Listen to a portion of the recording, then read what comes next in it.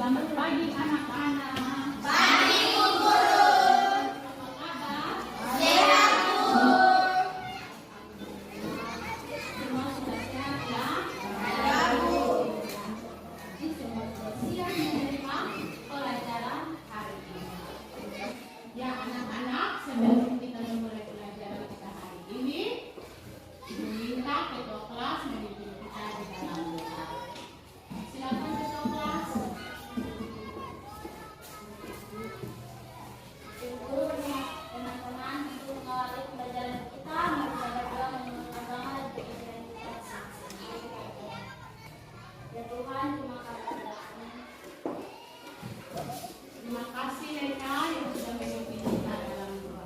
Anak-anak, sebelum kita memulai pelajaran kita hari ini, Ibu absen dulu ya. Ya Bu. Dennis, ada Ibu.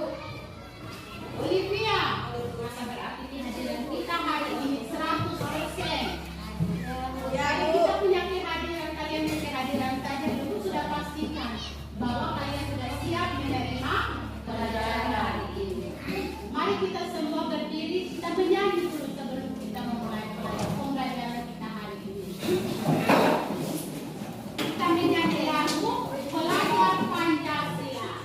1, 2, 3. Bangun dan bukalah matamu, saatnya meraih mimpimu. Arahkan pandangan ke depan, Tuhan kan menuntunmu. Sadarilah masa berganti, tantangan kan kita hadapi. Bergandeng tangan untuk negeri, era kita menanti berseri. Kita belajar Pancasila, kita bernafas dalam sila-silanya. Kita belajar Pancasila. Ayo kita jaga untuk Indonesia. Ayo kita jaga untuk Indonesia. Yes, yes, kami siap menjadi nakoda darat. Oke, silakan duduk. Tujuan pembelajaran kita hari ini adalah menelaah struktur, orientasi, obligasi dan resolusi dalam cerita fantasi dan menelaah ciri kebahasaan dalam cerita fantasi. Siapa yang masih ingat tentang cerita fantasi? Saya Bu. Oh, silakan Lena. Cerita fantasi adalah cerita fiksi yang bergenre fantasi atau dunia imajinatif yang diciptakan penulis. Oke, pernyataannya bagus sekali benar. Cerita fantasi adalah cerita fiksi yang berimajinasi dan bersifat genre. Artinya bahwa cerita fantasi adalah cerita yang tidak benar-benar nyata adanya. Struktur dan ciri kebahasaan cerita fantasi. Yang pertama, strukturnya. Struktur dalam cerita fantasi, penulisan cerita fantasi dibagi dalam 3 bagian besar. Yang pertama, orientasi. Minggu lalu kan itu sudah pernah singgung juga, toh? Sebelum kita masuk itu sudah singgung juga materi minggu yang lalu. Yang kedua, komplikasi. Yang ketiga adalah resolusi. Sampai di sini ada yang mau bertanya? Ya? Kalau tidak ada, kita lanjut kepada ciri kebahasaan struktur fantasi. Ciri kebahasaan yang pertama ialah dia menggunakan penggunaan kata ganti nama orang. Biasa kita sebut Adi, begitu toh? Mereka. Dalam ciri kebahasaan ada dia punya nama-nama juga. Tapi dalam cerita fantasi dia menggunakan kata ganti nama orang. Pertama tunggal. Ciri kebahasaan yang kedua adalah penggunaan kata panca indera. Panca indera, penggunaan panca indera. Ikut ciri yang ketiga. Penggunaan pilihan kata kias, dan makna khusus. Siapa yang bisa kasih contoh kata khusus? Tadi kias kan ibu sudah kan? Siapa yang bisa? Saya, Bu. Oh, silakan saya. Makna umumnya bunga dan makna khususnya mawar. Oh, makna umumnya adalah bunga, khususnya adalah mawar. Hebat sekali, kita berikan Berarti ibu tidak sia-sia penjelasan dari mulai dari struktur sampai cirinya. Ciri kebahasaan yang berikut adalah yang kelima. Sekarang yang kelima toh? Kalau ibu lupa ingatkan. Adalah penggunaan kata atau ungkapan keterkejut. Siapa yang bisa kasih contoh kalimat langsung? Hah? Kenapa? Tidak pernah baca ya? Sampai di sini ada yang mau bertanya, silakan bertanya. Tidak, Hah? Kenapa? Sudah paham?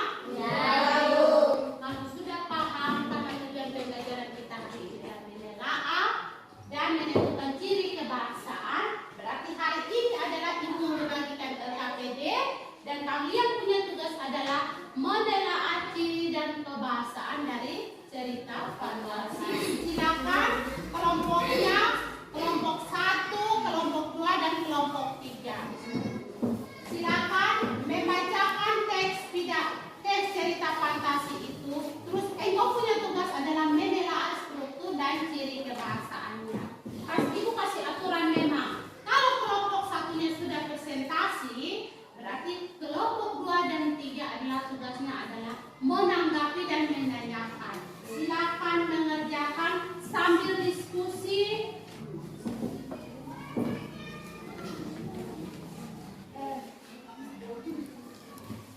Nanti dibaca juga, nanti ditulis dulu. Kalian tulisnya di sini. Orientasi kan mana kelompok 2 punya ibu lihat. Tadi kan ibu sudah lihat ada 3 nih. Orientasi, ibu lihat waktunya sekarang. Terry, bagaimana Terry?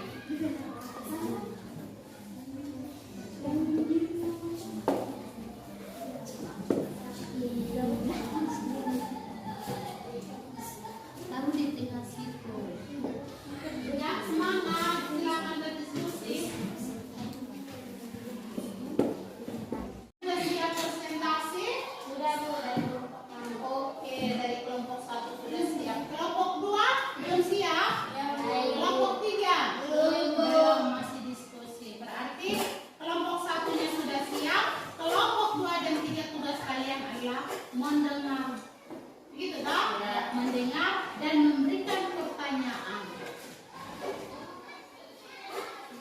Atau usul dari kelompok 1 yang mau presentasikan. Silakan kelompok 1 yang menjadi ketua kelompok membacakan. Kepada kamu untuk menyampaikan cerita kami. Pola pengembangannya struktur dewasa. Orientasi mulai dari latar dan tokoh. Minggu pagi aja, Abi, Handi, dan Dani berada di sudut lomba. Mereka merupakan siswa pilihan dari sebuah SMP yang sedang melakukan tugas pengamatan untuk kaya dunia remaja. Di tengah keramaian orang yang sedang berwisata, mereka sibuk menyelesaikan laporannya. Untuk menghasilkan sebuah karya. Sekian prestasi dari kelompok kami. Terima kasih. Ya, mari kita berikan aplaus yang meriah dulu. Ya, terima kasih Maria yang sudah mewakili kelompok 1 untuk membacakan hasil diskusi mereka. Silakan ada yang mau menanggapi atau memberikan usul saran? Oh, silakan. Ini Bu, tadi dalam mempresentasikan disampaikan ciri kebahasaannya, saya kurang paham Bu, tolong dijelaskan. Ya, kelompok 1 sedengar pertanyaan dari Sherlyn. Sherlyn menyampaikan bahwa tadi dalam penyampaian kelompok 1 dia belum paham tentang ciri kebahasaannya. Mungkin dari kelompok 1 ibu juga belum dengar ciri kebahasaannya belum dimasukkan.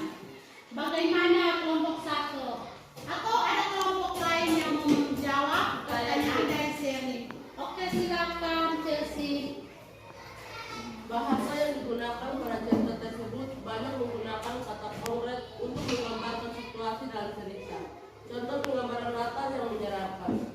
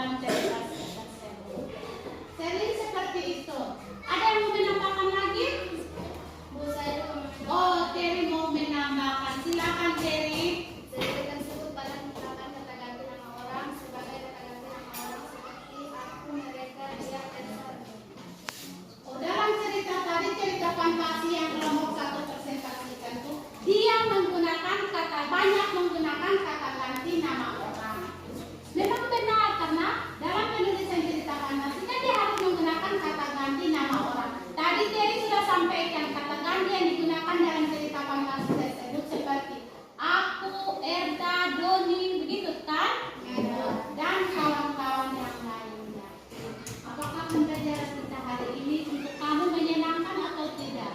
Sangat menyenangkan, Bu. Kalau menyenangkan wajahnya seperti apa? Senyum, sangat menyenangkan.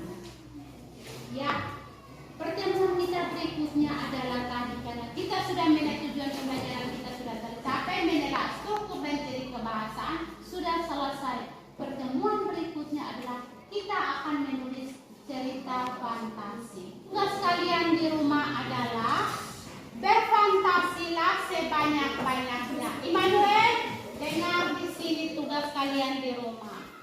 Berfantasilah sebanyak-banyaknya. Fantasi berarti menghayallah sebanyak-banyaknya tentang kehidupanmu. Terus tentukan judulnya. Hari Minggu depan pertemuan berikutnya kita akan menulis cerita fantasi berdasarkan struktur dan ciri kebahasaan yang kita sudah telah tadi. Paham? Paham, Bu. Oke, berarti Ibu akhiri pertemuan kita sampai di sini. Kita akan bertemu di minggu yang depan. Kita akhiri dengan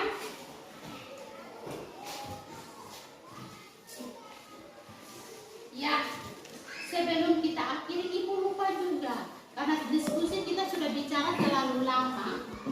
Jadi Ibu ada yang mau menyimpulkan pembelajaran kita hari ini? Saya Bu. Oh, Denis. Luar biasa, Denis mau menyimpulkan pembelajaran kita hari ini. Silakan Denis. Denis.